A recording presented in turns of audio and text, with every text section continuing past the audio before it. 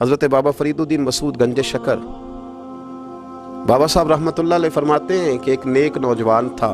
دن کو روزہ رکھتا، رات کو نماز پڑھتا، پر اللہ سے ڈرتا پھر بھی بہت ہی زیادہ تھا، بڑا ہی ڈرتا تھا۔ موت کا وقت آیا تو ماں ہی تھی بس اس کی، تو ماں سے کہنے لگا اماں تو میری ماں ہے، میرے ساتھ 3 وعدے تو کر۔ اس نے کہا پتر تو بتا، آخری ہج کی لے رہا ہے اور اس غریبنی ماں سے تو وعدہ لے رہا ہے، بتا کیا وعدہ ہے؟ تو عرض کرنے لگا اماں جب میں مر جاؤں نا تو میرے گلے میں رسی ڈال کے تو مجھے گھمانا گھر کے صحن میں، اور لوگوں کو کہنا جو رب کی نافرمانی کرے اس کا یہی حال ہوتا ہے۔ یہ اعلان کرنا جو اللہ کے نافرمان ہوں ان کا یہی اشر کیا جانا چاہیے۔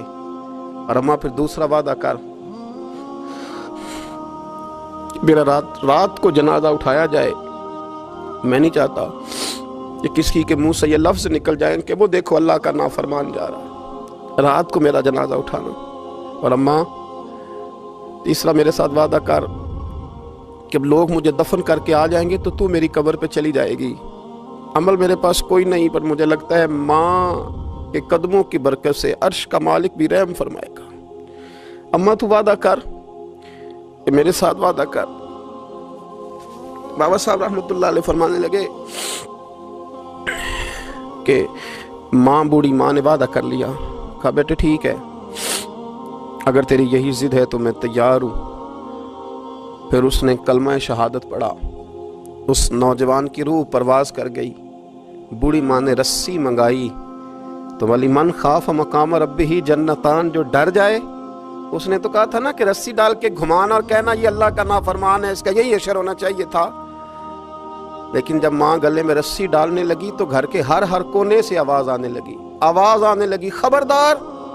یہ رب کا دوست ہے، اللہ کے دوستوں کے ساتھ اس طرح کا معاملہ نہ کیا جائے، اسے چھوڑ دیا جائے۔ اور کہا تمہیں کچھ بھی اور کرنے کی ضرورت نہیں ہے، یہ تو رب کا دوست ہے اور رب کی بارگاہ میں حاضر ہو گیا۔ کچھ کوئی بندہ کہے گا کہ یہ تو ایک بابا فرید کا سنایا ہوا واقعہ ہے، سنیے بخاری میں حدیث ہے، نبی پاک صلی اللہ علیہ وسلم نے فرمایا، حضرت ابو ہریرہ رضی اللہ تعالیٰ عنہ راوی ہیں، حضور فرماتے ایک شخص مرنے لگا تو اپنے بچوں سے کہنے لگا کہ میں جب مر جاؤں تو مجھے جلا دینا اور پھر میرے جلے ہوئے وجود کو پیس دینا، پھر مجھے ہوا میں اڑا دینا، پتر مجھے اڑا دینا، مجھے بڑا ڈر لگتا ہے، اگر رب نے مجھ سے حساب پوچھا تو میں قابل نہیں ہوں، اڑا دینا مجھے ہواؤں میں، اگر اس نے مجھ سے عذاب لیا تو حساب لیا تو بڑا سخت حساب لے گا۔ حضور فرماتے ہیں بخاری میں موجود ہے، اس کے بچوں نے اسی طرح کیا، اس کے مرنے کے بعد اسے جلایا، ہوا میں اڑا دیا۔ اللہ کے محبوب فرماتے ہیں رب کریم نے حکم دیا زمین کو کہ اس کے ذرات کو جمع کرو، زمین نے ذرے جمع کیے، خدا نے حکم دیا تو اس کا وجود پھر سے اسی شکل میں آیا، تو رب کریم نے فرمایا یہ جو تو نے وصیت کی تو کیوں کی؟ اللہ جانتا ہے کہ نہیں جانتا؟ یہ کی تو کیوں کی؟ تو وہ پڑا کہنے لگا اللہ میرے اندر تو طاقت نہیں تھی تیرے سامنے کھڑا ہو کے حساب دے سکوں، تجھے منانے کے لیے تیرے خوف سے ڈر گیا، میں ڈر گیا۔ اگرچہ ہمارے بزرگوں نے لکھا ہے کہ آج یہ وصیت کرنا اس رنگ میں یہ طرز اختیار کرنا درست نہیں، لیکن آپ غور فرمائیے کہ نبی پاک علیہ السلام فرماتے ہیں جب اس نے کہا نا اللہ تجھ سے ڈر کے یہ کیا، تو رب کریم نے فرمایا جا پھر میں نے تیری مغفرت کر دی، کیونکہ اللہ کو پتہ تھا یہ دل سے بات کر رہا۔ ایک چوتھی بات میرے رسول پاک علیہ السلام نے فرمایا کہ جب رب نہ مانے تو پھر وہ کمزوروں کے صدقے مان جاتا ہے، پھر وہ ضعیفوں کے صدقے مان جاتا ہے۔ فرمایا اللہ تم سے بارشیں روکنا چاہتا ہے پر تمہارے ضعیفوں، کمزوروں، غریبوں کے صدقے، مجبوروں کے صدقے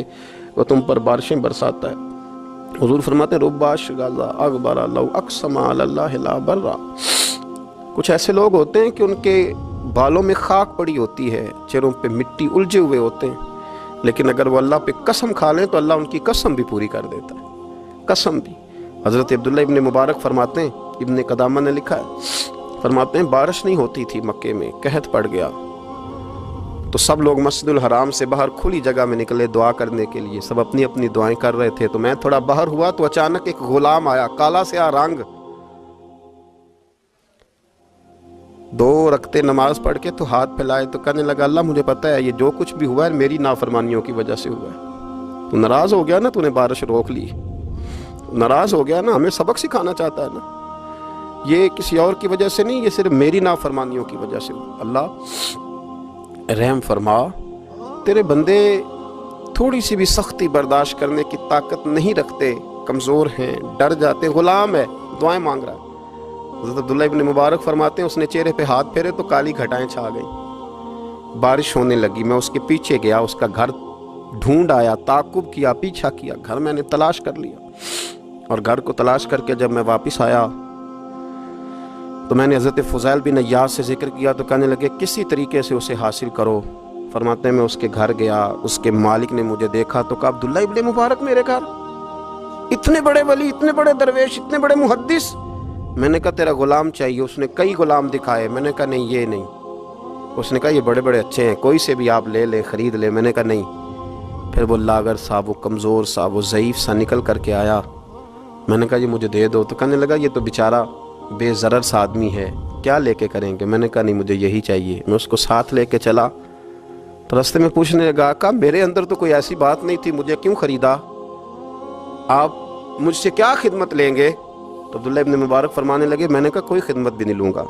میں تو خود تیری خدمت کروں گا، میں تیرا بیاہ کراؤں گا، تیرے لیے مکان بناؤں گا، میں تیری خدمت کروں گا،